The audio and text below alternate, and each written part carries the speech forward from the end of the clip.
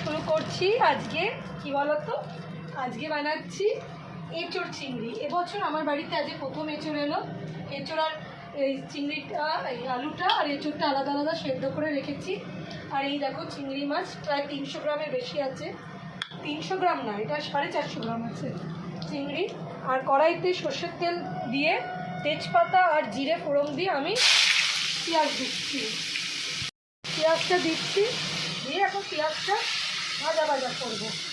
পেঁয়াজটা ভাজা ভাজা করে আমি তারপর কী কী মশলা দিচ্ছি, কীভাবে বানাচ্ছি তোমাদেরকে পুরোটাই দেখাবো। ঠিক আছে বন্ধুরা?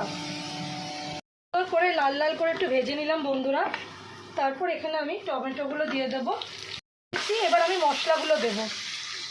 এবার হলুদ দেবো, আর একটু হলুদ লাগবে, দিলাম পরিমাণ মতো।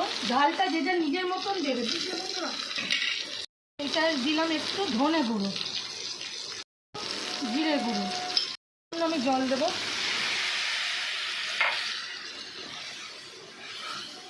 দিয়ে আমি মশলাটা এবার কষতে দেবো।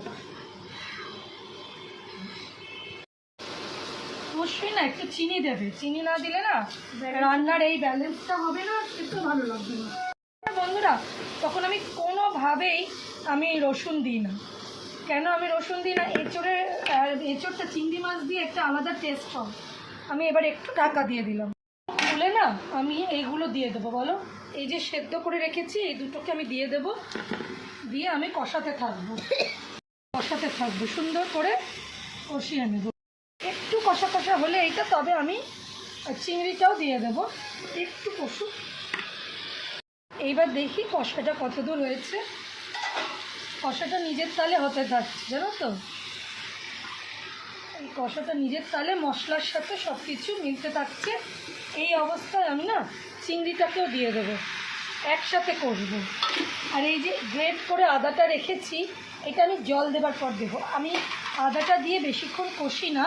আদা দিয়ে যদি তুমি বেশি কষো না, তাহলে একটু তিতকুটে হয় রান্না। তাই জন্য আদা না সবসময় কষবে কম, চেষ্টা করবে জল দেবার পর রান্নাতে আদাটা অ্যাড করতে। সেক্ষেত্রে কী হবে, রান্নাটা আরও বেশি সুস্বাদু হবে। কাশ্মীরি লঙ্কার গুঁড়ো দিলাম একটু। আর এর থেকে বেশি তেল দেবে না, বেশি তেল দিয়ে সুস্বাদু করে কোনো লাভ নেই।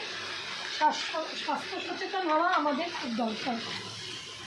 তাই একটু হ্যাঁ, গরম তো। আর এই রান্নাটা খুব রিচ গো। কষাটা যথেষ্ট পরিমাণে হয়ে গেছে। এছাড়া যে কষাটা হবে যথেষ্ট পরিমাণে হয়ে গেছে। এবার আমি অল্প করে জল দিয়ে দেবো। এইটুকুই জল দেবো, আর বেশি জল দেওয়ার প্রয়োজন নেই, কেন এটা একদম গামাখা হবে জলটার সাথে। আমি এবার আদাটাও দিয়ে দেবো। দিয়ে দিলাম বন্ধুরা। এদিকে মাথায় একটু জল লাগবে, দিয়ে দিলাম।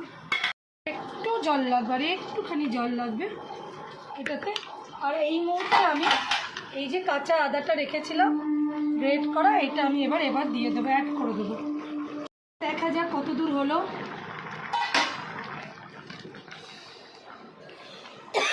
মোটামুটি গাপ গাপ করে ফুটে উঠেছে, আর একটু ফুটে যাক। এই সময় আমি একটু গরম মশলাটা দিয়ে দিলাম। গরম মশলা এঁচোড়ে বেশি করে লাগে, এই সময় গরম মশলাটা দিয়ে দিলাম। দিয়ে একটুখানি কষিয়ে দিয়ে, মানে একটু নাড়িয়ে জিনিসটা মিশিয়ে দিয়ে তারপরে নামাবার আগে আমি একটু ঘি দিয়ে নামিয়ে দেবো। একটুখানি গ্রেভিটা থাকলে কী হবে বলো তো, সবাই একটু মেখে খেতে পারবে। আর দ্বিতীয়ত আজকে হচ্ছে তোমার মানে কী বলো তো, সবই একটু কষা কষা রান্না হচ্ছে। যেহেতু শুক্রবার বাবা আজকে, কালকে দুদিন দুপুরবেলা বাড়িতে থাকবে, খাওয়াটা একটুখানি একটু মজাদার হলে ভালো লাগে। আর তৃতীয় কথা হচ্ছে, এই যে গ্রেভিটা এখন আছে এইটা বসে যাবে ঠান্ডা হলে। বন্ধুরা, আমার খুব প্রিয় জিনিস হচ্ছে আজকে দুটো ভাত বেশি খাবো, ঠিক আছে? একদম একদম।